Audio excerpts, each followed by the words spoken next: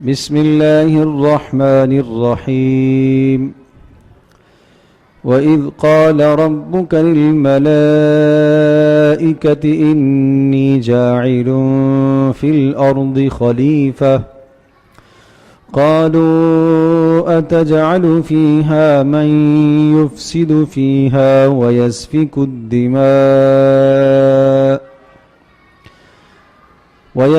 الدماء ونحن نسبح بحمدك ونقدس لك قال إني أعلم ما لا تعلمون وعلم آدم الأسماء كلها ثم عرضهم على الملائكة فقال أنبئوني بأسماء هؤلاء إن كنتم صادقين قالوا سبحانك لا علم لنا إلا ما علمتنا إنك أنت العليم الحكيم قال يا أنبئهم بأسمائهم فلما أنبأهم بأسمائهم قال ألم أقل لكم إني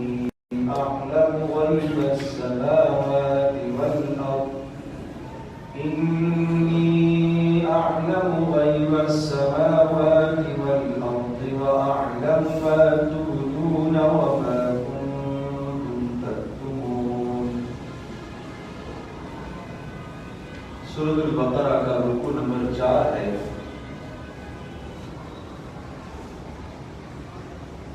آپ کو یاد ہوگا کہ اس سے پہلے کے جو مضامین تھے، سب سے پہلے رکوع میں ایمان والوں کی 5 صفات کا بیان تھا، اور اس کے بعد دوسرے رکوع میں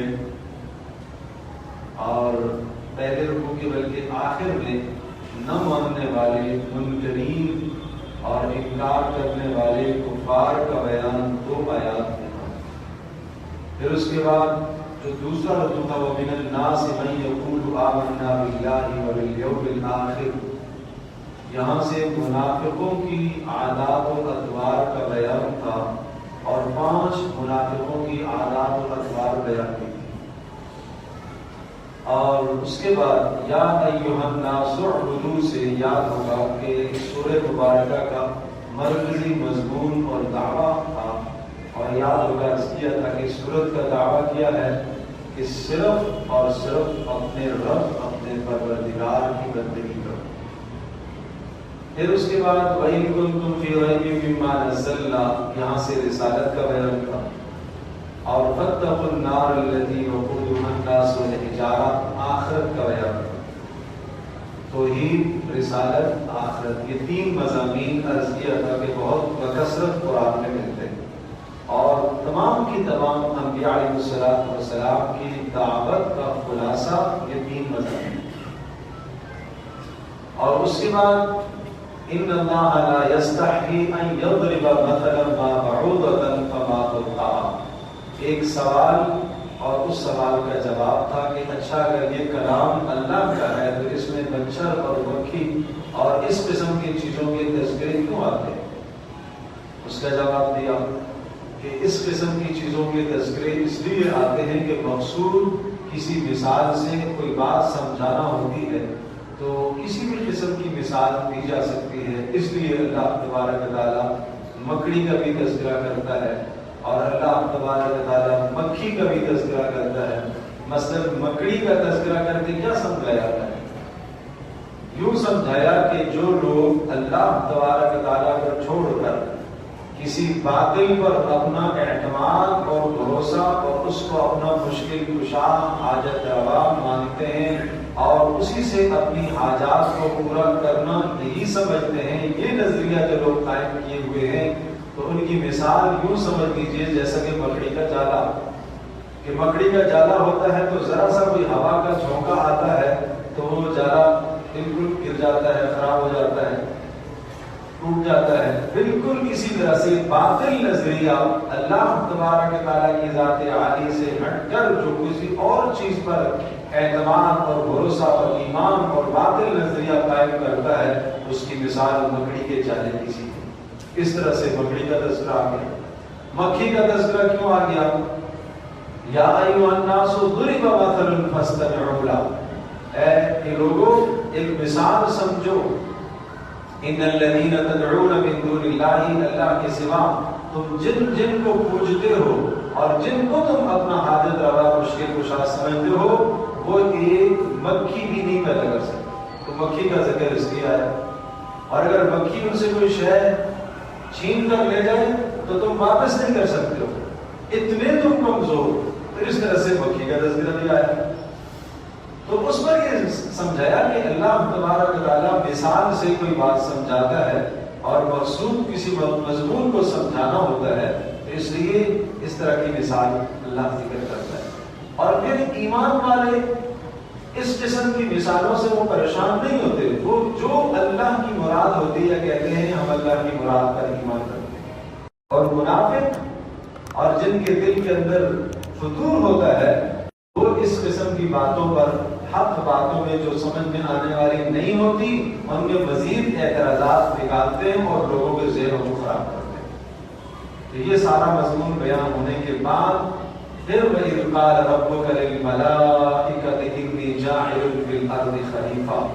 اب تخلیق انسان کا مقصد گویا کہ اس رکوع میں اہم جو عنوانات ہیں، پہلا عنوان تو یہ ہے کہ تخلیق انسان کا مقصد، ہم نے اس انسان کو کیوں بنایا، اور دوسرا تکریم بنی آدم، انسان کی تکریم اور انسان کو اللہ تبارک و تعالیٰ نے جو عزت عطا فرمائی ہے، اور تیسرا شیطان ہمیشہ سے انسان کا دشمن ہے. یہ گویا کہ تین بنیادی مقاصد ہیں اس رکوع کے اندر. یہ آپ ذہن نشین فرمائیے گا. یہ اوپر شاید لکھ دیا گیا ہے سورہ بقرہ کے رکوع نمبر 4 کے اہم عنوانات. ٹھیک ہے، رکوع نمبر 4 کے اہم عنوانات. تو میں نے عرض کیا کہ 3 اہم عنوانات ہیں، تو سامنے آپ کو نظر آ رہے ہیں اسکرین پر. یہ 3 اہم عنوانات ہیں: تخلیق انسان کا مقصد اور تکریم آدم، اور نمبر 3 شیطان ہمیشہ سے اس انسان کا دشمن ہے.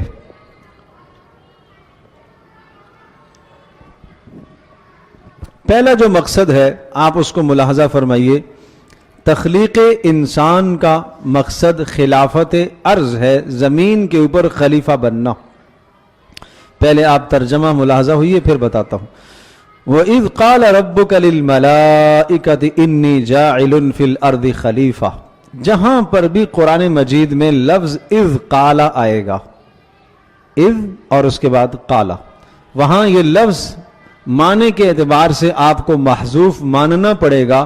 یہ ترجمہ کریں گے اذکر اذ قال، وہ وقت یاد کر جس وقت کہا تیرے رب نے.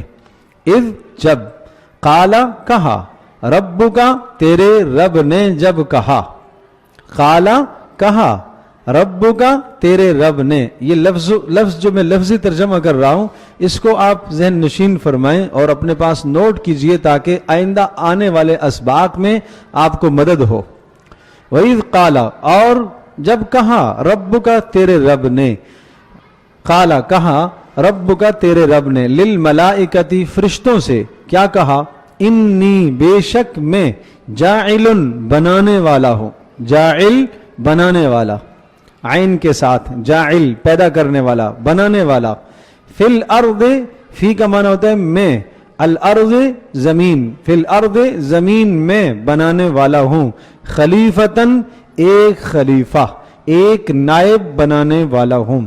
وہ وقت یاد کر جب تیرے پروردگار نے ملائکہ سے کہا بے شک میں بنانے والا ہوں زمین میں ایک نائب، ایک خلیفہ. قالوا اتجعل فیہا، تو ملائکہ نے کہا اتجعل، اے اللہ، سوال کے لیے آتا ہے کیا، کا معنی کیا، قالو انہوں نے کہا. یہ لفظ بار بار قرآن میں آتا ہے. آج میں 3 لفظ بتاتا ہوں. یہ کل 14 صیغے اور الفاظ یاد کرنے کے انشاءاللہ کوشش کروں گا. آئندہ میں اسکرین پر یہ بھی لکھ کر انشاءاللہ لاؤں گا. قالا قالا قالو. قالا اس ایک نے کہا, قالا ان 2 نے کہا, قالو ان سب نے کہا. ٹھیک ہے, یہ تینوں الفاظ یاد رکھیے گا. قالا ایک غائب کے لیے, قالا آخر میں الف بڑھا دیں گے 2 غائب کے لیے, اور قالو اگر واو اور الف آ جائے تو سب غائب کے لیے. ٹھیک ہے جی. تو قالا کا معنی ہو جائے گا اس نے کہا, اور قالا ان 2 نے کہا, اور قالو ان سب نے کہا. تو اب آپ دیکھ لیجئے گا, قالا ربک تیرے رب نے کہا, اور وہ چونکہ ایک ہے. قالو انہوں نے کہا, کنہوں نے کہا؟ سب نے, سب فرشتوں نے کہا. کیا کہا؟ اتجعل فیہا کیا تو بنائے گا, فیہا اس میں, کس میں؟ زمین میں. فیہی ہی ہا, ہی آتی ہے مذکر کے لیے ضمیر, اور ہا مؤنث کے لیے. ٹھیک ہے, نہیں سمجھے؟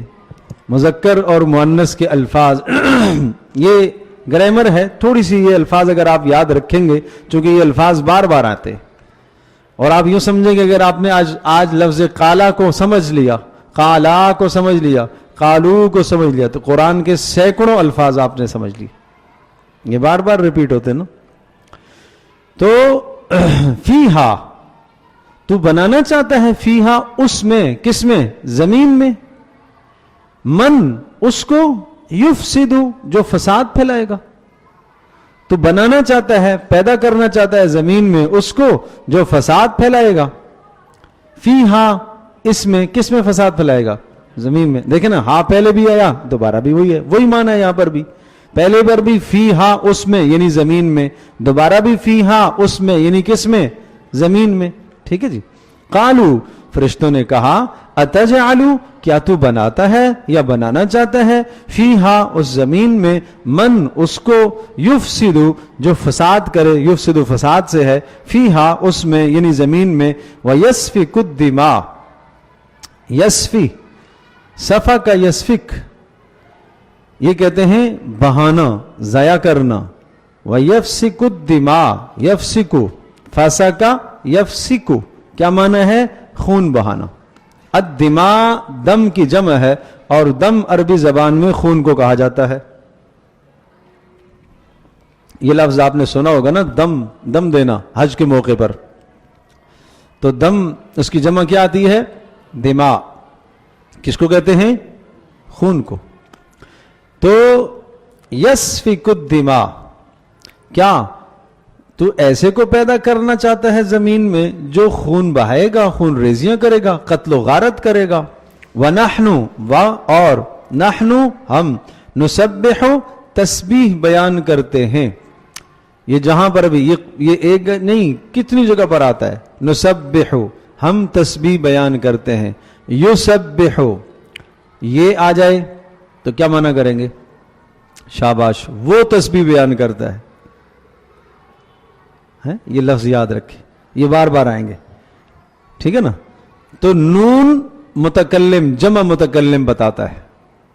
نون, نسبح ہم تسبیح بیان کرتے ہیں, اور یا آ جائے یسبح وہ تسبیح بیان کرتا ہے. ٹھیک ہے. اور اگر الف آ جائے اسبح تو پھر کیا معنی ہوگا؟ میں تسبیح بیان کرتا ہوں. تو 4 حرف یاد رکھیے گا, اسی لفظ کے اوپر بدلیں گے. یا غائب کے لیے, تا حاضر کے لیے, الف متکلم ایک کے لیے, نون جمع متکلم کے لیے. تو ایک ہی سے یہ لفظ بدلے گا. دیکھو اب میں پھر ترجمہ کرتا ہوں. یسبح وہ تسبیح بیان کرتا ہے, تسبح تو تسبیح بیان کرتا ہے, اسبح میں تسبیح بیان کرتا ہوں, اور نسبح ہم سب کرتے ہیں. اسی طرح سے آپ نے سنا ہوگا نا, بلکہ پڑھتے ہوں گے, استغفر میں استغفار کرتا ہوں, نستغفر ہم سب استغفار کرتے, یستغفر وہ استغفار کرتا ہے, تستغفر تو استغفار کرتا ہے. آسان ہے یا مشکل ہے؟ کتنی آسان ہے. تھوڑا سا آپ ذہن ادھر لگائیں تو انشاءاللہ بڑی بڑی مشکل چیزیں آپ نے سمجھی ہیں, پڑھی ہیں, تو یہ آپ کے لیے انشاءاللہ بہت آسان ہوگا. تھوڑی سی توجہ, اور پھر اللہ کا کلام ہے, اس کے لیے ہمارا دماغ کھپ جائے, اس کے لیے ہمارا وقت لگ جائے, ہماری صلاحیت لگ جائے. اب یہ جو میں نے آپ کو 4 فرق بتلائے ہیں, یہ قرآن میں آپ کو جا بجا ملیں گے. اس سے پیچھے جو لفظ تجعلو آیا, اس پر بھی آپ ان چاروں کو فٹ کر سکتے ہیں.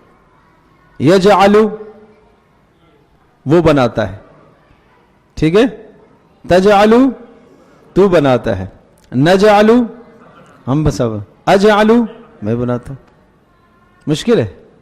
کتنا آسان. یہ بار بار آئیں گے یہ لفظ, یاد رکھیے گا.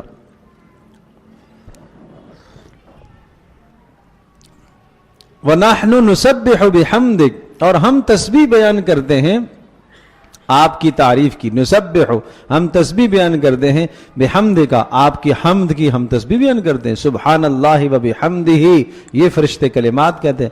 ونقدس, اور ہم آپ کی تقدیس بیان کرتے ہیں, ہم آپ کی پاکی بیان کرتے ہیں. نقدس, اب یہاں پر بھی وہی 4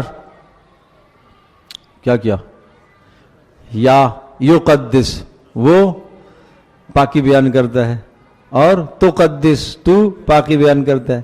اقدس, میں پاکی بیان کرتا ہوں, اور نقدس, ہم سب. کیا مشکل ہے؟ وَنُقَدِّسُ لَكَ, اس کو کہتے ہیں صیغہ جمع متکلم. یہ جو نون لکھا ہوا ہے اس کو کہیں گے جمع متکلم کا لفظ. اور جب یا آئے گا تو اس کو ہم کہیں گے غائب کے لیے, مذکر غائب کے لیے. اور جب تا آئے گا تو ہم کہیں گے حاضر کے لیے. اور جب الف آئے گا تو ہم کہیں گے متکلم, ایک بات کرنے والا. قالا, پھر دیکھیں دوبارہ وہی لفظ آیا کہ نہیں آیا؟ میں نے آپ سے کہا تھا نا یہ لفظ بار بار آئیں گے. قالا, اس نے کہا. کس نے؟ یعنی اللہ نے. اس ایک نے کہا. کیا کہا؟ انی اعلم, بے شک میں جانتا ہوں. اب اعلم کے ساتھ بھی آپ وہی لگائیں گے, چاروں یہ بھی استعمال ہوں گے. یعلم, تعلم, اعلم, نعلم. انی اعلم, بے شک میں جانتا ہوں, ما, وہ چیز, لا تعلمون, جو تم لوگ نہیں جانتے ہو. یہ پہلی آیت کے اندر تخلیق انسان کا مقصد ہے.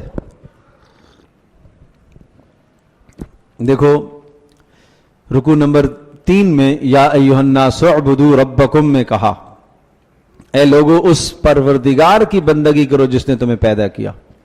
کیوں بندگی کریں اس کی؟ وہاں دلائل بھی ذکر تھے.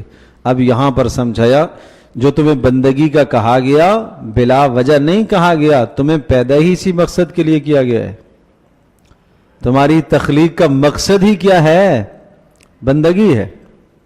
اللہ کی بندگی کے لیے تمہیں پیدا کیا گیا, اس لیے تو تم دنیا میں آئے ہو, تو اس لیے تمہیں بندگی کرنی چاہیے. اور دنیا میں سب سے پہلے انسان حضرت آدم علیہ السلام ہیں, جن کو اللہ تبارک تعالیٰ نے آسمانوں میں پیدا فرمایا, اور پھر اللہ پاک نے ان کو زمین میں بھیجا. آسمان میں اللہ پاک نے پیدا کر کے انہیں زمین میں بھیجا, اور زمین میں انہیں اللہ نے اپنا خلیفہ بنایا.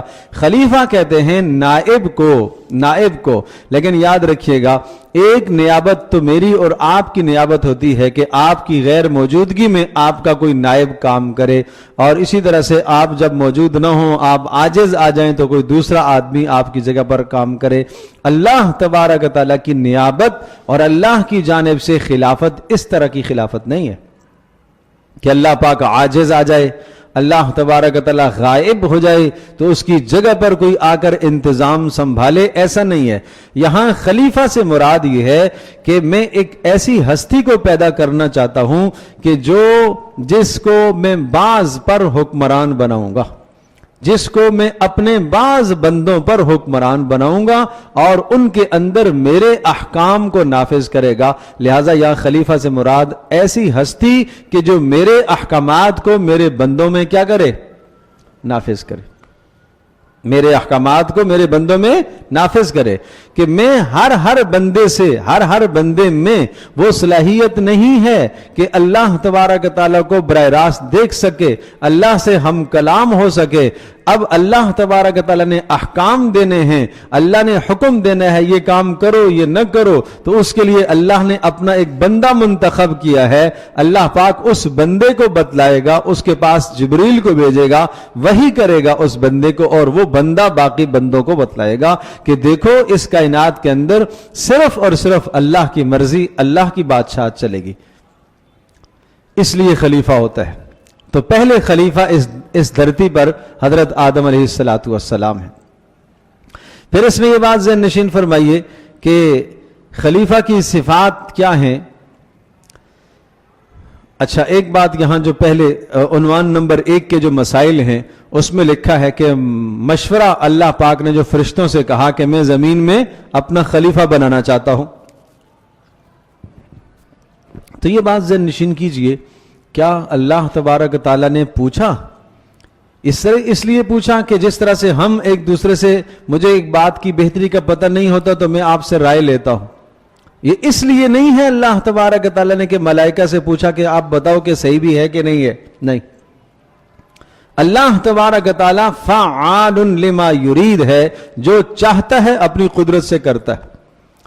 وہ پوچھنے لا یسأل عما یفعل, اس سے کوئی پوچھ نہیں سکتا کہ تو نے ایسا کیوں کیا, کوئی اس سے نہیں پوچھ سکتا. یہ ہمارا عقیدہ ہونا چاہیے, یہ نظریہ ہونا چاہیے. پھر اللہ تبارک تعالیٰ نے ملائکہ سے کیوں کہا, ان کے سامنے تذکرہ کیوں کیا, تو اس کی بہت ساری وجوہات ہیں. آسان وجہ ان میں سے ایک یہ سمجھیے کہ اس امت کو مشورے کی تعلیم دینا تھا کہ اپنے معاملات میں, اپنے کاموں میں ایک دوسرے سے کیا کر لیا کرو, رائے لے لیا کرو, مشاورت کر لیا کرو. پیارے پیغمبر صلی اللہ تعالی علیہ وسلم صاحب وحی ہونے کے باوجود بھی صحابہ کہتے ہیں سب سے زیادہ مشاورت آپ لیا کرتے تھے, جبکہ اگر آپ مشورہ نہ لیتے تو کیا ضرورت تھی, آپ صاحب وحی ہیں, اللہ کی طرف سے وحی نازل ہوتی, لیکن پھر بھی آپ مشاورت کرتے تھے. تو اس لیے ایک تو یہ سبق سمجھایا جا رہا ہے کہ اپنے باہمی معاملات انسان کو مشاورت سے طے کرنے چاہیے. لیکن پھر اچھی طرح سے ذہن نشین فرمائیے گا, اللہ تبارک تعالیٰ ان تمام باتوں سے بالا تر ہے. وہ کچھ بھی کسی سے نہ پوچھے, اس سے کوئی نہیں پوچھ سکتا کہ تو نے ایسا کیوں کیا. دوسری بات, خلیفہ کی صفات, اللہ تبارک تعالیٰ کے احکام کو نافذ کرتا ہو, یہ خلیفہ کی ذمہ داری ہے. اور خلیفہ کی صفات ہیں کہ وہ دنیا میں کیا کرے گا. نمبر 1, اللہ کے احکام کو نافذ کرتا ہو. نمبر 2, عدل و انصاف کو قائم کرتا ہو. اور نمبر 3, مخلوق کی تعلیم اور تربیت کا کام کرنے والا ہو. اور نمبر 4, مخلوق کے انتظامی معاملات کو اللہ کے حکم کے مطابق حل کرے, انتظامی معاملات. اب اس میں ایک حدیث ذہن نشین فرمائیے, بخاری شریف کی روایت ہے, کانت بنو اسرائیل تسوسہم الانبیاء, فرمایا کہ بنی اسرائیل کے یہاں حال یہ تھا کہ ان کے انبیاء ان کی سیاست کیا کرتے تھے. بنی اسرائیل کی سیاست کون کیا کرتے تھے؟ ان کے انبیاء. جب بھی ایک نبی دنیا سے رخصت ہو جاتا تو اس کی جگہ پر دوسرا نبی آ جاتا, اور وہ انبیاء کیا کرتے تھے, ان کی سیاست کیا کرتے تھے.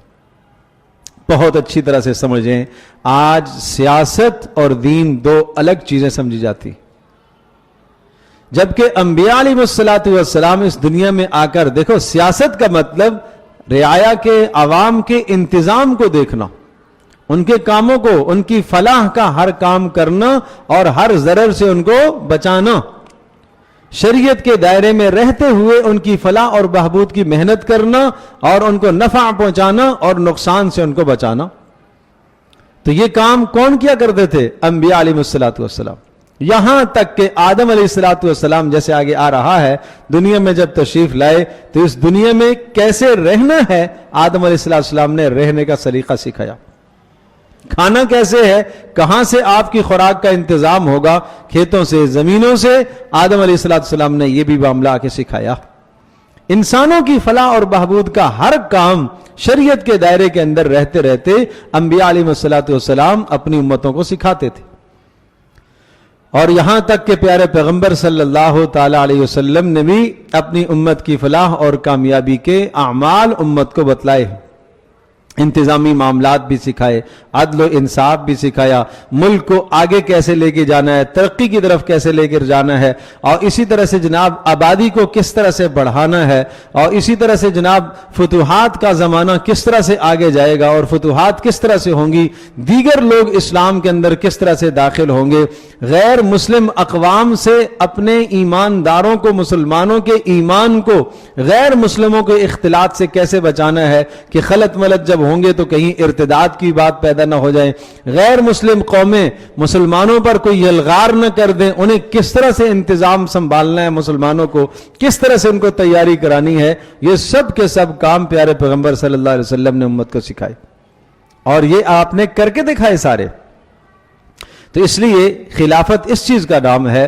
فرمایا کہ میں زمین میں ایک خلیفہ بنانا چاہتا ہوں، انی جاعل فی الارض خلیفہ، میں زمین میں خلیفہ بنانا چاہتا ہوں۔ قالوا اتجعل فیہا، ملائکہ نے کہا اے اللہ تو بنانا چاہتا ہے من یفسد فیہا، جو اس میں فساد پھیلائے گا۔ یہ نہیں ہے کہ ملائکہ نے اعتراض کیا، اشکال اعتراض نہیں ہے، حکمت پوچھی، اس کو کہتے ہیں حکمت۔ جیسے کہ ابراہیم علیہ السلام نے کہا اے اللہ تو مجھے دکھا تو صحیح کس طرح سے زندہ کرے گا، میں وہ کیفیت جاننا چاہتا ہوں۔ یہاں پر بھی آپ یہ سمجھیے گا کہ ملائکہ کا پوچھنا کیا ہے، حکمت ہے، اس کی مصلحت کیا ہے۔ تو مصلحت کسی بڑے سے پوچھنے میں کوئی مذائقہ نہیں ہے، یہ اعتراض، یہ اشکال، یہ سوال نہیں ہے، صرف مصلحت جاننے کے لیے یہ پوچھا ہے۔ اور تو ایسے کو بنائے گا جو کیا کرے گا، زمین میں فساد پھیلائے گا، اور ویسفک الدماء، اور خون بہائے گا۔ یہ دو چیزیں بیان کی فرشتوں نے، کیا کرے گا، فساد پھیلائے گا، خون بہائے گا۔ فساد پھیلانے کا مطلب یہ ہے کہ یہ برا عقیدہ قائم کرے گا، کفریہ نظریات اور عقائد کا قائم کر لینا، یہ کیا ہے، فساد پھیلانا ہے۔ باطل نظریات دل میں بٹھانا، یہ کیا ہے، فساد پھیلانا ہے۔ اور دوسرا کیا ہے، وَيَسْفِكُ الدِّمَاء، آپس میں قتل و غارت کرے گا، یعنی حقوق اللہ بھی پامال ہوں گے اور حقوق العباد بھی پامال ہوں گے۔ وَنَحْنُ نُسَبِّحُ بِحَمْدِكَ وَنُقَدِّسُ لَكَ، باقی رہی یہ بات کہ یہ شاید آپ نے اس لیے بنایا کہ یہ آپ کی بندگی کرے، عبادت کرے، تو اے اللہ نحن نسبح بحمدک، ہم آپ کی حمد و ثنا خوب کرتے ہیں، وَنُقَدِّسُ لَكَ، اور ہم آپ کی تسبیح بھی خود بیان کرتے ہیں، تقدیس بھی کرتے ہیں۔ سبحان اللہ و بحمدہ، اللہ کی حمد بیان کرنا مطلب کیا ہوتا ہے، اللہ تبارک تعالیٰ کے لیے تمام اچھی صفات کو ثابت کرنا، اور تقدیس کرنا اللہ تبارک تعالیٰ کو تمام کے تمام عیوب سے، برائیوں سے، مخلوق کی عادات و اطوار سے پاک قرار دینا، اس کو کہتے ہیں تقدیس۔ ارے بات سمجھے بھائی، تقدیس کا معنی کیا کرنا، پاکی بیان کرنا، تقدیس کرنا، مخلوق کی تمام عادات سے پاک ہے، کھانے سے پاک ہے، پینے سے پاک ہے، سونے سے پاک ہے، اونگنے سے پاک ہے، نیند سے پاک ہے، تھکن سے پاک ہے، بیوی سے پاک ہے، بچوں سے پاک ہے، ماں باپ کے سلسلوں سے پاک ہے، اولادوں کے سلسلوں سے پاک ہے، دبنے سے اور کمزور ہونے سے پاک ہے۔ یہ ہے نقدس لک، اے اللہ ہم آپ کی تقدیس بیان کرتے ہیں۔ قالا، اللہ پاک نے جواب میں ارشاد فرمایا، انی اعلم ما لا تعلمون، میں جو جانتا ہوں تم نہیں جانتے ہو، یعنی میری مصلحت کو تم نہیں سمجھتے ہو کہ میری مصلحت کیا ہے، میں نے کس لیے بنایا ہے۔ ظاہر ہے زمین کے اندر جو ہے اس کو میں نے اپنا خلیفہ بنایا۔ یہ ایک حاکمانہ جواب تھا، پہلا اور اجمالی جواب آ گیا کہ میں اس بہتری کو جانتا ہوں تم نہیں جانتے۔ وعلم آدم الاسماء کلھا ثم عرضهم، اب یہ دوسرا عنوان آ گیا، دوسرا عنوان تکریم بنی آدم، انسان کی تکریم۔ انسان کی تکریم کا معنی کیا ہے، انسان کی فضیلت، ساری مخلوقات پر انسان کی فضیلت۔ تو اب اس کو ذہن نشین فرمائیے، وعلم آدم الاسماء، اور سکھایا، علم اس اللہ نے سکھایا، آدم کو، الاسماء نام، کلھا تمام چیزوں کے نام سکھائے، ثم عرضهم علی الملائکہ، پھر عرضهم، اور پھر وہ مسمیات جن چیزوں کے نام سکھائے وہ چیزیں اس اللہ نے پیش فرمائیں، علی الملائکہ، ملائکہ کے سامنے۔ فقالا اللہ پاک نے پوچھا, اب وہی قالا جو پہلے آ چکا, قالا اللہ نے پوچھا انبئونی مجھے تم بتاؤ سب کے سب, باسماء ہؤلاء ان چیزوں کے نام کیا ہیں, ان چیزوں کے نام کیا ہیں, ان کنتم صادقین, اور اگر تم درست کہہ رہے ہو کہ ہم اللہ تیری تسبیح اور تقدیس کے لیے کافی ہیں, انسان کو تو نے کیوں بنایا, یہ دنیا میں شاید فساد پھیلائے گا, خون ریزیاں کرے گا, اگر تم اس بات میں درست ہو تو مجھے بتاؤ ان کے نام کیا ہے. قالوا سبحانک لا علم لنا الا ما علمتنا, قالوا کیا ترجمہ کریں گے, ان سب نے کہا سبحانک, یہ لفظ بھی قرآن میں بہت کثرت سے استعمال ہوا ہے, سبحانک اے اللہ تو پاک ہے. کیا کس چیز سے تو پاک ہے, تو بیکار پیدا کرنے سے پاک ہے, چونکہ بیکار کام کرنا ایک عیب ہے نا, ایک آدمی فضول وقت کام میں لگا ہوا ہے, کوئی مقصد ہی نہیں ہے, تو بیکار کام کرنے سے تو کیا ہے, پاک ہے. لا علم لنا الا ما علمتنا, ہمیں نہیں ہے علم مگر وہی ہے جو تو نے سکھایا, جس چیز کا علم تو نے سکھایا وہ تو ہمیں آتا ہے, اور جس کا تو نے ہمیں نہیں بتایا وہ ہمیں نہیں آتا. انک انت العلیم الحکیم, اے اللہ تو ہی جاننے والا ہے خوب اور حکمت والا ہے. تو جاننے والا ہے, کیا جاننے والا ہے, کہ اپنی مصلحت کو تو خود جانتا ہے, اور تیرا کوئی بھی کام حکمت کے بغیر نہیں ہے. پھر اللہ تبارک تعالیٰ نے پوچھا, قالا پھر کہا, دیکھو قالا کا لفظ پھر آیا, قالا اس نے کہا, یعنی کس نے, اللہ نے, یا آدم اے آدم, انبئہم باسمائہم بتا دو ان کو, کن کو, ملائکہ کو بتا دو, باسمائہم ان چیزوں کے نام جو اللہ نے ملائکہ سے پوچھے تھے, اب تم ان کو بتا دو. فلما انبأہم باسمائہم, جب بتا دیے آدم علیہ السلام نے ان کے نام, قالا پھر کہا, کس نے, اللہ نے, الم اقل لکم میں نے تم سے نہیں کہا تھا, انی اعلم غیب السماوات والارض بے شک میں جانتا ہوں آسمانوں کا بھی غیب اور زمینوں کا بھی غیب, واعلم اور میں, دوبارہ وہی لفظ آ رہا ہے, پہلے بھی آ چکا, تیسری بار آ رہا ہے, واعلم اور میں جانتا ہوں, ما تبدون جو تم ظاہر کرتے ہو, تبدون جو تم ظاہر کرتے ہو, وما تکتمون اور جو تم چھپاتے ہو. تو پتہ یہ چلا کہ اس علم کی بنیاد پر, اس علم کی وجہ سے انسان کو اللہ پاک نے تکریم دی, عزت عطا فرمائی. کیا قصہ ہوا, اللہ تبارک تعالیٰ سے جب ملائکہ نے پوچھا کہ اللہ تو نے اس کو کس میں حکمت اور مصلحت کے لیے بنایا, تو اللہ تبارک تعالیٰ نے ایک جواب تو یہ دیا, انی اعلم ما لا تعلمون, میں وہ جانتا ہوں جو تم, لہذا تمہیں مصلحت جاننے کی ضرورت نہیں ہے. پھر اللہ تبارک تعالیٰ نے اس بات کو باور کرانے کے لیے اللہ نے ایک تفصیلی عمل کیا. وہ کیا کیا کہ کچھ چیزوں کے نام اللہ تبارک تعالیٰ نے آدم علیہ السلام کو سکھائے. یہ کیا چیزوں کے نام سکھائے تھے, اس دنیا میں ضروریات انسان جتنی بھی تھی اللہ پاک نے وہ سارے نام ان کو بتا دیے, یہاں تک کہ کھانے پینے کی اشیاء, رہن سہن کی اشیاء, کھیتی باڑی کی اشیاء, یہ سب کی سب چیزیں حضرت آدم علیہ السلام کو اللہ تبارک تعالیٰ نے سکھائی.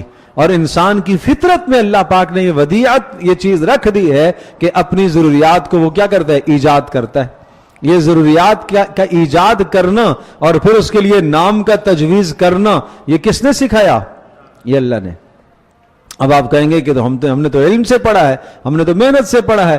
تو بھائی کسی بھی شے کی کسی نہ کسی درجے میں تہ تک پہنچنا, آنے والے حالات میں اس ضرورت والی چیز کو ایجاد کرنا, پھر اس کے لیے نام کا تجویز کرنا, یہ صلاحیت اللہ نے عطا فرمائی ہے. اور یہ کس کو عطا فرمائی ہے, یہ انسانوں کو عطا فرمائی ہے, یہ ملائکہ کو نہیں دی. تو اس لیے اللہ تبارک تعالیٰ نے چند چیزوں کے نام آدم علیہ السلام کو دکھا دیے, بتلا دیے, اور پھر وہ چیزیں جن کے نام سکھائے تھے وہ سامنے اللہ پاک نے ملائکہ کے سامنے کی ہیں, اور ملائکہ سے پوچھا کہ ان چیزوں کے نام بتاؤ. ملائکہ نے کیا کہا کہ اے اللہ سبحانک لا علم لنا الا ما علمتنا, ہم نے جو پوچھا ہم سے غلطی ہو گئی, اے اللہ تو بیکار اور عبث اور فضول کام کرنے سے پاک ہے. لا علم لنا الا ما علمتنا, ہمیں اتنا ہی علم ہے جو تو نے ہمیں سکھایا ہے, ہمیں نہیں معلوم ہے اللہ ان چیزوں کے نام, تو ہی اپنی حکمتوں کو جانتا ہے. پھر اللہ پاک نے آدم علیہ السلام سے کہا کہ اے آدم اب تم ذرا بتاؤ ان کو ان چیزوں کے نام. تو آدم علیہ السلام نے سب چیزوں کے نام بتلا دیے. جو اللہ نے علم عطا فرمایا تھا وہ سارا کا سارا بتلا دیا. اس پر اللہ پاک نے ارشاد فرمایا دیکھو میں نے تم سے کہا نہیں تھا کہ آسمان اور زمین کا غیب میں جانتا ہوں. یہ کہاں کہا تھا؟ جو پیچھے بات آئی تھی نا انی اعلم ما لا تعلم، وہ اجمالی جواب تھا. میں وہ چیزیں جانتا ہوں جو تم نہیں جانتے، یعنی آسمانوں میں جانتا ہوں، زمینوں کے تمام حالات میں جانتا ہوں، انسان کے حالات میں جانتا ہوں، تم نہیں جانتے. وَأَعْلَمُ، اور یہاں تک کہ میں خوب جانتا ہوں، مَا تُبْدُونَ، جو تم ظاہر کرو گے، وَمَا تَكْتُمُونَ، اور جو تم کیا کرو گے؟ پوشیدہ کرو گے. وَإِذْ قُلْنَا لِلْمَلَائِكَةِ اسْجُدُوا لِآدَمَ فَسَجَدُوا إِلَّا إِبْلِيسَ. اب یہ ذہن نشین فرمائیے کہ تیسرا جو عنوان ہے اس عنوان کے متعلقہ مسائل ہیں کہ شیطان انسان کا ازل سے دشمن ہے، ہمیشہ سے انسان کا دشمن ہے. اب یہاں بھی انسان کے اوپر سب سے پہلے اس شیطان نے حسد کیا. وَإِذْ قُلْنَا، اب اس جو پیچھے آیا تھا تو میں نے آپ سے کہا تھا کہ یہاں پر ایک لفظ آپ ذہن میں رکھیے گا، اذکر اذ قلنا، وہ وقت یاد کرو جب کہا. وہاں تھا قالا، قالا کا معنی کیا تھا؟ اس نے کہا.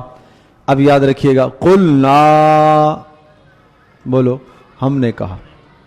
کیا معنی ہے؟ ہم نے کہا. اللہ پاک کہہ رہا ہے ہم نے کہا. یہاں ایک قرات پڑھنے، قرآن مجید کی تلاوت کے اعتبار سے ایک بہت اہم بات ذہن نشین کیجیے گا. یہ جو قلنا ہے، نا کو کھینچنا ہے، کتنا؟ ایک الف. نا، ادھر دیکھیں میری طرف، ایک الف نا، قل نا، بس ایک الف. آپ ایک انگلی بند کو کھول دیں یا کھلی کو بند کر دیں، اتنا، یہ نا. اور اگر آپ نے اس کو نہ کھینچا اور آپ نے پڑھ لیا، کیا پڑھ لیا آپ نے؟ قل نہ، تو اس کا معنی ہو جائے گا ان سب عورتوں نے کہا. کیا معنی بن جائے گا؟ ان سب عورتوں نے کہا. کتنا معنی بدل جائے گا؟ اب آخری سپارے کی سورت ہے سورۃ النبا، پہلی سورت، وہاں آتا ہے وَجَعَلْنَا نَوْمَكُمْ سُبَاتًا. جعلنا، یہ جعلہ کا لفظ تو آ چکا ہے نا، پڑھ چکے ہیں. جعلہ کا معنی بنانا ہے. جعلنا، ہم نے بنایا، نومکم، تمہاری نیند کو، سباتن، تھکان دور کرنے کا ذریعہ. اگر کوئی آدمی وہاں پڑھتا ہے وجعلنا نومکم سباتا، جعلنا کھینچنا تھا اس کو، ایک الف نہیں کھینچا، اس کا معنی ہو جائے گا ان عورتوں نے تمہاری نیند کو تھکان دور کرنے کا ذریعہ بنایا. تو کفریہ بات ہے کہ نہیں ہے؟ جو چیز اللہ کی طرف منسوب کرنی تھی وہ آپ نے عورتوں کی طرف منسوب کر دی. تو اس لیے بھائی تلفظ کی ادائیگی ضروری ہے. قرآن کو ٹھیک سے پڑھو، تجوید کے ساتھ پڑھنے کی کوشش کرو. اتنا تو کم از کم سیکھو کہ لفظ صحیح ہو جائے، ایک حرف دوسرے حرف سے نہ بدلے. یہ لحن جلی کہلاتا ہے، بڑی غلطی کہلاتی ہے. ایک حرف دوسرے حرف سے بدل جائے. ہا کی جگہ خا پڑھ دینا، ہا کی جگہ ہا پڑھ دینا، یہ لحن جلی ہے، بڑی غلطی.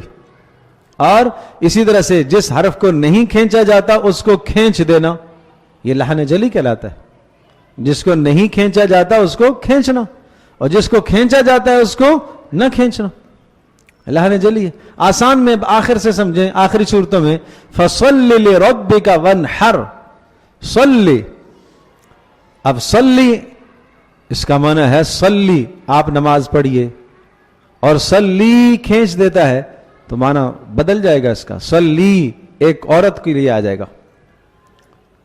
لِرَبِّكَ وَانْحَرْ ہا ہے، اس کو پڑھتا ہے وَانْحَرْ، معنی بدل جائے گا اس کا. تو اس لیے یہ سیکھنا بھی ضروری ہے بھائی. وَإِذْ قُلْنَا لِلْمَلَائِكَةِ اسْجُدُوا، اور وہ وقت یاد کرو قلنا جب ہم نے کہا للملائکہ، کس کو؟ فرشتوں سے. یہ لفظ پیچھے آ چکا، اب جو لفظ آ چکا ہوگا تو وہ میں آپ سے پوچھوں گا. اسجدوا لآدم، اسجدوا سجدہ کرو تم سب کے سب، لآدم کس کو؟ آدم کو.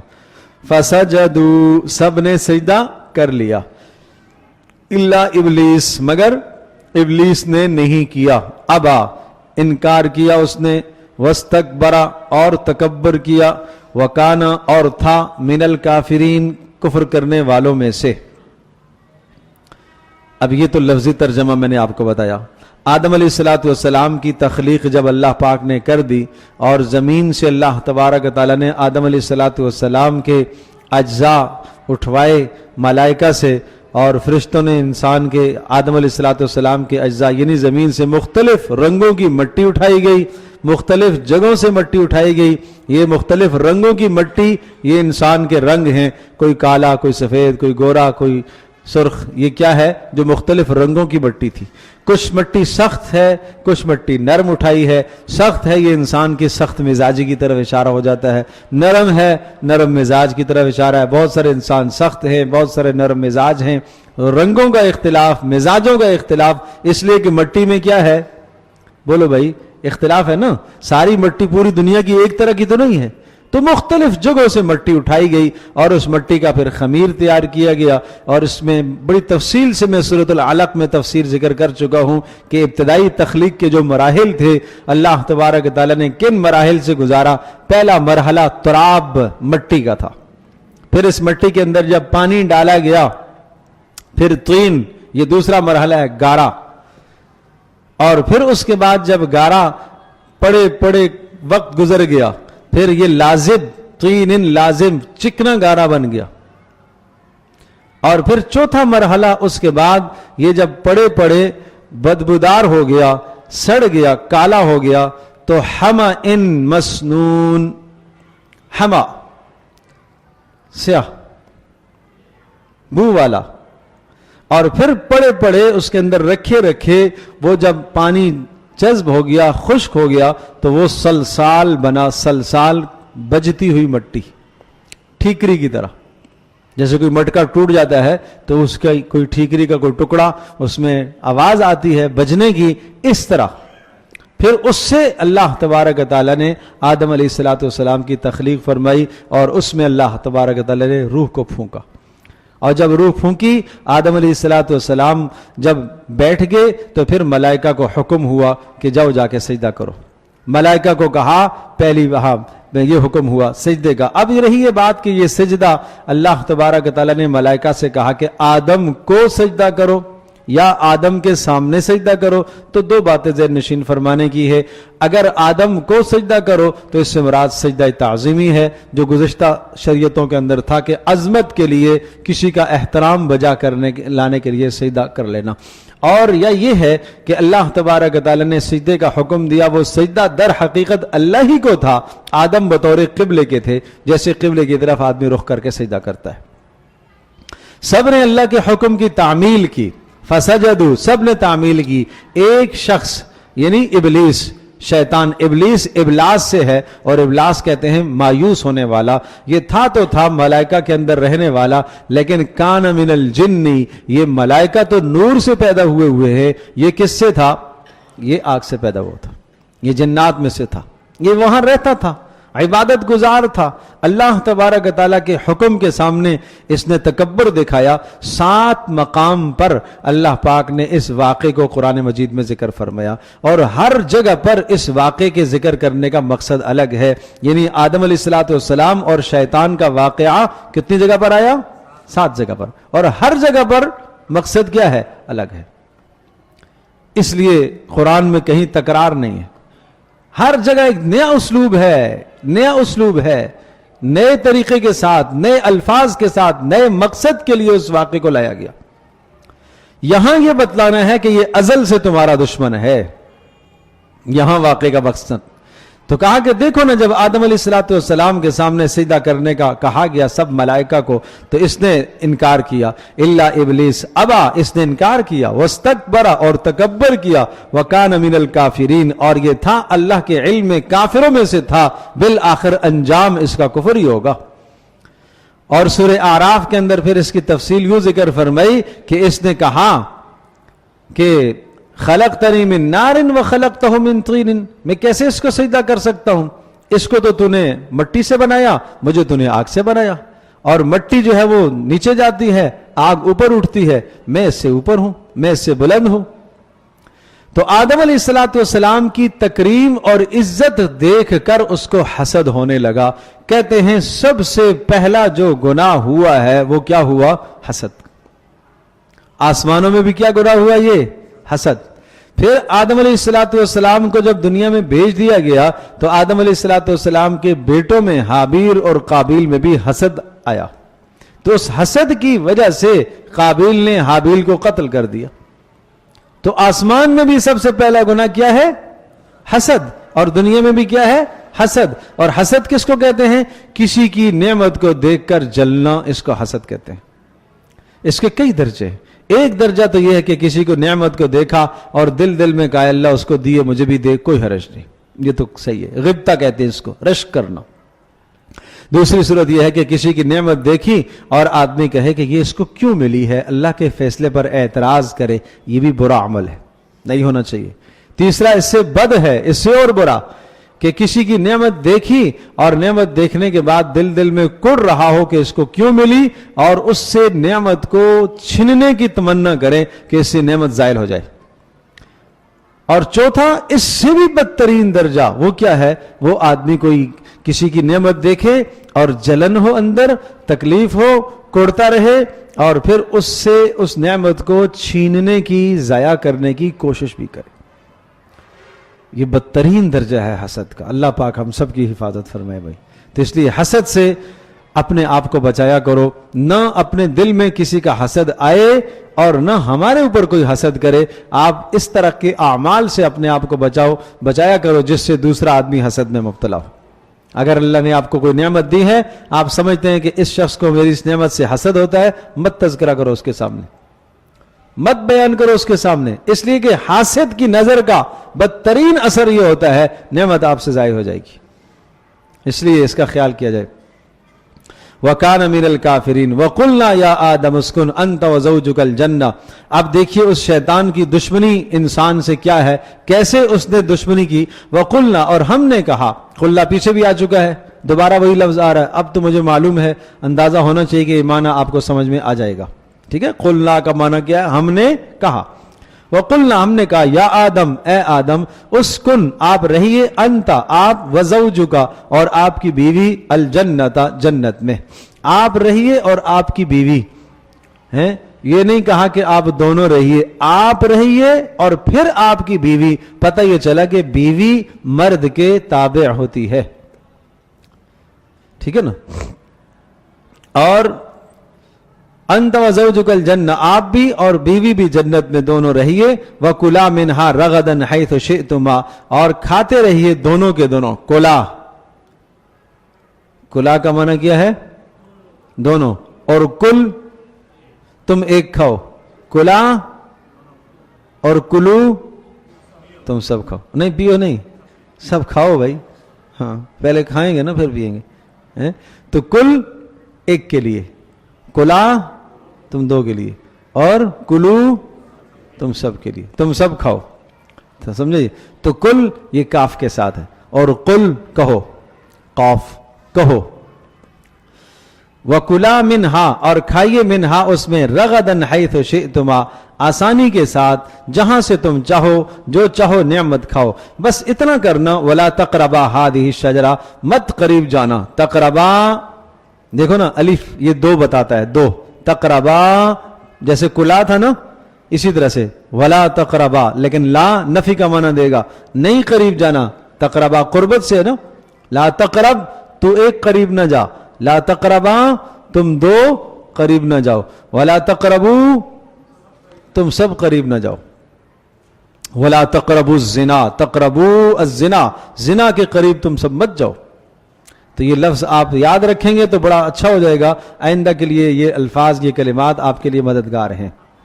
وَلَا تَقْرَبَا هَذِهِ الشَّجَرَةَ اور نہ قریب جانا اس درخت کے، فَتَكُونَا مِنَ الظَّالِمِينَ اور اگر چلے گے تو تم اپنا نقصان کر لو گے. فَتَكُونَا تم دونوں ہو جاؤ گے، مِنَ الظَّالِمِينَ کس میں سے؟ یہاں ظالم زمانہ ہے نقصان کرنے والے. یہ وہ ظالم نہیں ہے جب ہم اردو میں کہتے ہیں یہ بڑا ظالم ہے، اس ظالم کے معنی میں بھی قرآن میں الفاظ آئے ہیں، لیکن یہاں پر مراد ہے کہ تم اپنا نقصان کر لو گے. فَأَزَلَّهُمَ الشَّيْطَانُ شیطان نے ان دونوں کو فَأَزَلَّهُمَا شیطان نے ان دونوں کو پھسلایا، وسوسہ ڈالا، عنہا اس جنت سے پھسلا دیا، فَأَخْرَجَهُمَا اور دونوں کو وہاں سے نکالا، فَأَخْرَجَهُمَا ان دونوں کو نکالا، مما ان تمام نعمتوں سے، کانا فیہ جن میں وہ دونوں تھے۔ کانا اگر کا نہ ہو وہ ایک، کانا وہ دو، جیسے کہ قالا وہ ایک اور قالا وہ دو، اسی طرح سے کانا دو کے لیے آیا۔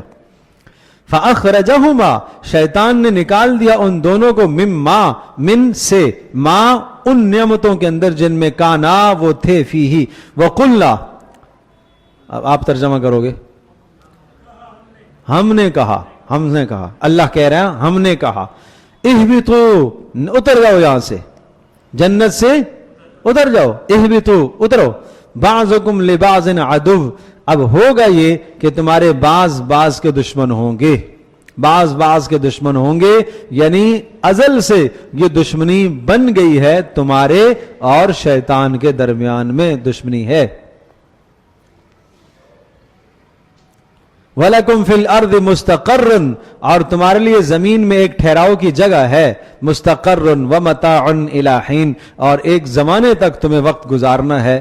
اب یہ بات ذہن نشین فرمائیے گا کہ جب یہ معاملہ ہو گیا، آدم علیہ السلام کو منع کیا کہ اس درخت کے پاس نہیں جانا، آدم علیہ السلام کو شیطان نے آ کر وسوسہ ڈالا، شیطان کو اللہ نے نکال دیا، لیکن دور سے ہو کر اس نے وسوسہ ڈالا، اور اس کو اللہ نے اتنی قدرت دی ہے کہ یہ دور سے ہو کر شیطان کے دل میں کیا کرتا ہے، انسان کے دل میں وسوسہ ڈالتا ہے۔ اس نے وسوسہ ڈالا کہ یہ درخت جو آپ کو جو روکا ہے، اور اس کی تصریح سورہ اعراف میں بھی موجود ہے، اور اس کی تصریح آگے اللہ کا بھلا کرے سورہ طٰہٰ کے اندر بھی تفصیل سے اس کی وضاحت موجود ہے کہ اصل میں اللہ تبارک تعالیٰ نے تمہیں اس درخت سے اس لیے روکا ہے کہ جو آدمی اس درخت کو کھاتا ہے وہ ہمیشہ یہاں ہی کا ہو جاتا ہے، اور اللہ نے تمہیں بنایا ہے دنیا کے لیے، تمہیں دنیا میں جانا ہے، وہاں بڑے مصائب ہیں، بڑی پریشانیاں ہیں، بڑی ٹینشنیں ہیں، اگر ان ٹینشنوں سے پریشانیوں سے تم بچنا چاہتے ہو تو تمہیں کیا کرنا چاہیے،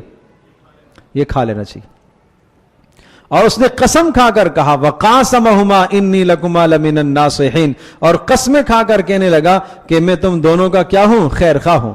قَاسَمَهُمَا قسمیں کھا کر کہنے لگا کہ میں تم دونوں کا خیر خواہ ہوں۔ بڑی تفصیل سے اللہ تبارک تعالی نے سورۃ الاعراف میں اس مضمون کو ذکر فرمایا، فَوَسْوَسَ لَهُمَا الشَّيْطَانُ شیطان نے وسوسہ ڈالا، اور قَالَ مَا نَهَاكُمَا رَبُّكُمْ عَنْ هَذِهِ الشَّجَرَةِ اللہ نے اس درخت سے اس لیے روکا تھا، إِلَّا أَن تَكُونَا مَلَكَيْنِ کہ ایسا نہ ہو کہ تم یہ کھاؤ اور تم فرشتے بن جاؤ اور ہمیشہ تم جنت میں رہو، اور تکونا من الخالدین ہمیشہ تمہیں رہو۔ وقاسہما اور قسمیں کھا کر کہا میں تمہارا خیر خواہ ہوں۔ فدلاہما بغرور قرآن کہتا ہے کہ یوں شیطان نے مائل کر دیا، ایک دھوکہ دے کر اس نے مائل کر دیا۔ فلما ذاقا الشجرۃ جب ان دونوں نے درخت کا ذرا سا ذائقہ چکھا اور ذرا سا کھا لیا تو فوری بدت لہما سوآتہما اس کا فوری نتیجہ یہ ہوا کہ جسم سے کپڑے اتر گئے۔ وَتَفِقَا يَخْصِفَانِ عَلَيْهِمَا مِنْ وَرَقِ الْجَنَّةِ اور جنت کے درختوں سے اپنے جسموں کو ڈھانپنے لگے۔ تو یہ سمجھایا جا رہا ہے کہ یہ ازل سے شیطان یوں دشمنی کرتا ہے انسان کے ساتھ۔ اب یہ بات ذہن نشین فرمائیے گا کہ اچھا کیوں اس کو پیدا کیا، پھر دشمنی اس نے جنت سے ہی ٹھان لی ہے، اور دنیا میں آدم علیہ السلام تشریف لائے اور پھر آدم علیہ السلام کی ذریت آگے چلی، تو یہ ازل سے دشمن چلا آ رہا ہے، تو پھر کیا ضرورت تھی اس کے پیدا کرنے کی؟ تو بھائی امتحان اسی چیز کا نام ہے۔ ارے بات سمجھے بھائی، امتحان اسی چیز کا نام۔ دیکھو دنیا کو اللہ نے اسباب کے ساتھ جوڑا، کبھی یہ مت کہنا زبان پر کہ آدم علیہ السلام وہ پھل نہ کھاتے تو ہم دنیا میں یہ مصیبتیں نہ جھیل رہے ہوتے۔ اللہ پاک نے پہلے سے بتا دیا ہے کہ ہم نے آدم کو بنایا کس مقصد کے لیے؟ بولو، دنیا میں خلیفہ بنایا ہے اس کو، شروع میں اس لیے ذکر کر دیا تاکہ کسی کے ذہن میں یہ خیال نہ آئے، کوئی وسوسہ نہ آئے کہ یہ کیوں آدم علیہ السلام نے کھا لیا۔ بات سمجھے بھائی؟ اس لیے عالم ارواح میں جو ہے وہ حضرت موسیٰ علیہ السلام اور آدم علیہ السلام کا باہمی مکالمہ حدیث میں آتا ہے۔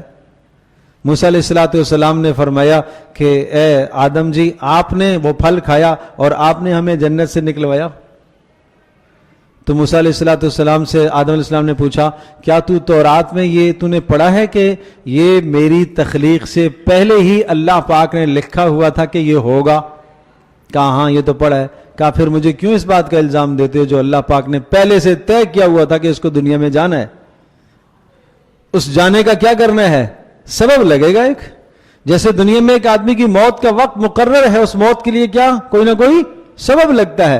آدم علیہ السلام کی تخلیق ہوئی ہی دنیا کے لیے، انسان کے لیے تخلیق ہوئی دنیا میں آنے کے لیے ہے. ہاں دنیا میں آنے کا سبب لگایا، تو یہ سمجھایا کہ یہ دنیا دارالاسباب ہے، اور ساتھ ساتھ یہ سمجھایا کہ اسی چیز کا نام امتحان ہے. مگر ملائکہ کی طرح اللہ پاک مجھے اور آپ کو پیدا کرتا جن میں گناہ کا کوئی ارادہ، کوئی خیال، کوئی وسوسہ نہیں آتا. بس جو سجدے میں لگا ہوا ہے، رکوع میں لگا ہوا ہے، اللہ پاک کے حکم کے سامنے وہ کوئی آنکھ نہیں جھپکا سکتا. ملائکہ اس طرح سے اللہ کی بندگی میں لگے ہوئے. اگر اللہ پاک چاہتا تو انسان بھی ایسا ہو سکتا تھا. لیکن پھر امتحان کس چیز کا؟ سورج کا امتحان نہیں ہے، اس کو طلوع ہونا ہے، غروب ہونا ہے، یہ اس کا کام ہے. چاند کا امتحان نہیں ہے، یہ اس کو فریضہ دے دیا گیا ہے، اس پر چل رہا ہے، اس کو اسی مقصد کے لیے متعین کر دیا گیا ہے. انسان کا امتحان ہے کہ اس کے اندر گناہ کا مادہ بھی رکھا ہے، نیکی کا رکھا ہے. اپنے اختیار سے نیکی کرے گا تو اجر پائے گا، اپنے اختیار سے گناہ کرے گا تو سزا پائے گا. تو یہ بات ذہن نشین کیجیے گا.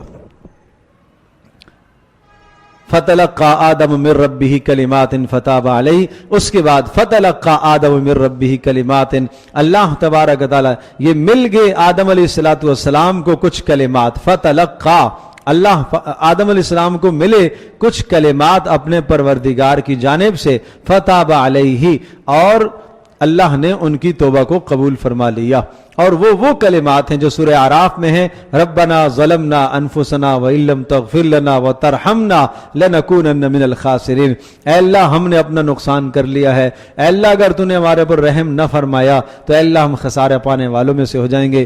روتے رہے اور اللہ تبارک تعالیٰ سے معافیاں مانگتے رہے. پھر اللہ تبارک تعالیٰ نے آدم علیہ السلام کو پھر چنا، اپنا منتخب کر دیا. تو آدم علیہ السلام اللہ کے ہاں مقرب تھے اور مزید قرب حاصل ہو گیا، اس لیے کہ فوری اپنی غلطی کے بعد اللہ کی طرف رجوع کر لیا. اور شیطان نے اپنی غلطی کے بعد اللہ کی طرف رجوع نہ کیا، اپنی غلطی پر ڈٹا رہا، اس لیے وہ ہمیشہ کے لیے راندہ درگاہ ہو گیا، ذلیل اور رسوا ہو گیا. فتلقى، سیکھے آدم علیہ السلام نے کچھ کلمات اپنے پروردگار کی جانب سے، اور ان کلمات کے ذریعے سے اللہ نے ان کی توبہ کو قبول فرمایا. انه هو التواب الرحیم، بے شک وہ توبہ کو قبول کرنے والا مہربان ہے. قلنا، کیا ترجمہ ہوگا؟ بولو بھائی. ہم نے کہا اہبطوا منہا جمیعا، نکل جاؤ یہاں جنت سے. اب پہلا والا جو حکم تھا وہاں پر بھی اہبطوا، نکلو تم یہاں سے، وہ بطور سزا کے تھا، ڈانٹ ڈپٹ کے تھا. اور یہاں بطور حکمت کے ہے کہ اسی مقصد کے لیے تمہیں پیدا کیا گیا تھا. اہبطوا منہا جمیعا، نکلو اس جنت سے تم. فإما یأتینکم منی ہدی، اگر تمہارے پاس آئے منی میری جانب سے، ہدا ہدایت، یعنی میری جانب سے ہدایت کی بات تمہارے پاس آئے، میرے رسول آئیں تو ان کی اتباع کرنا. یہ گویا کہ آدم علیہ السلام اور آدم علیہ السلام کی تمام ذریت کو یہ حکم ہوا کہ میری جانب سے جو ہدایت کا پیغام آئے گا اس کو کیا کر رہے ہے تم نے؟ قبول کرنا ہے. فمن تبع ہدایا، اور فرمایا جس نے میری ہدایت کی اتباع کی، فلا خوف علیہم ولا هم یحزنون، اس پر کوئی خوف نہیں ہوگا اور کوئی حزن اور غم نہیں ہوگا. خوف کا مطلب آنے والا جو خطرہ ہوتا ہے اس سے جو ڈر ہوتا ہے اس کو کیا کہتے ہیں؟ خوف کہتے ہیں. اور حزن جو پیچھے نقصان ہو گیا اس نقصان سے جو ایک انسان کو قلق اور افسوس ہے اس کو حزن کہا جاتا ہے. تو فرمایا جو لوگ میری ہدایت کی اتباع کریں گے ان کو نہ آئندہ آخرت کا کسی قسم کا غم اور خوف ہوگا، اور نہ جو دنیا کی چیزیں اور لذتیں ان سے چھوٹی ہیں ان کا کوئی غم نہیں ہوگا. البتہ والذین کفروا وکذبوا، اور وہ لوگ جنہوں نے کفر کیا یعنی میرے احکام سے منہ موڑا، کفر کرنا، میری آیات کو نہ مانا، وَكَذَّبُوا بِآيَاتِنَا، اور میری آیات کا جنہوں نے انکار کیا، تکذیب کرتے رہے، جھٹلاتے رہے، أُولَئِكَ أَصْحَابُ النَّارِ، وہ ہیں دوزخ والے، ہم فیہا خالدون، وہ ہمیشہ ہمیشہ اس میں رہیں گے. فیہا کا لفظ پہلے بھی آ چکا ہے، ہم فیہا خالدون، وہ ہمیشہ ہمیشہ اس میں رہیں گے. تو بہرحال اس طرح سے آپ یاد فرمانے کی کوشش کریں. ایک ایک لفظ جو میں نے بتائے ہیں، لفظ کا ترجمہ معنی بتایا، یہ اپنے پاس نوٹ کیجئے، لکھیے. ایک ہفتہ ہے، اگر ایک ہفتہ صدق دل کے ساتھ، سچائی کے ساتھ اس رکوع کو آپ روزانہ ایک بار پڑھیں اسی طرح سے ترجمے کے ساتھ جیسے میں نے کرایا، انشاءاللہ ثم انشاءاللہ یہ یاد ہو جائے گا. یہ اللہ کا کلام ہے، یہ بہت جلد یاد ہوتا ہے، ذہنوں کو بدلتا ہے، ذہن میں طاقت پیدا ہوتی ہے، دلوں کو بدلنے کا ذریعہ ہے، زندگی کو بدلنے کا ذریعہ ہے. آج تک ہم سے جو غفلت ہوئی ہے، اللہ سے معافی مانگے، ہم سب کے سب توبہ کریں کہ اللہ تبارک و تعالی ہماری اس غفلت کو معاف کرے. باقی بہت زیادہ تحقیق اور بہت زیادہ گہرائی تک میں جاتا نہیں ہوں، وہ باتیں کہتا ہوں جو آپ ہم سب کو کے لیے سمجھنا آسان ہوتی ہیں. اگر زیادہ تحقیق کی جائے تو ایک ایک آیت پر کئی کئی گھنٹے بھی بات ہو سکتی ہے. لیکن میں آگے جیسے جیسے ہم چلیں گے تو ہماری کوشش یہ ہوگی کہ پھر زیادہ سے زیادہ ہو جائے، تاکہ ہم کسی نتیجے تک جلد از جلد پہنچیں کہ ایک طرح سے ہمارا مرور ہو جائے، گزر تو ہو جائے کم از کم اللہ کا کلام معنی کچھ نہ کچھ. اس سے ہم موتی اور اس سے کچھ قیمتی، سارا کا سارا اللہ کا کلام قیمتی ہی ہے، بابرکت ہی ہے، لیکن کچھ ہم اپنی ناقص عقل اور سمجھ اور فہم کے مطابق ہم اس میں سے کچھ حاصل کر لیں جس سے ہماری زندگی بدل جائے. اللہ پاک ہم سب کے لیے سمجھنا عمل کرنا آسان.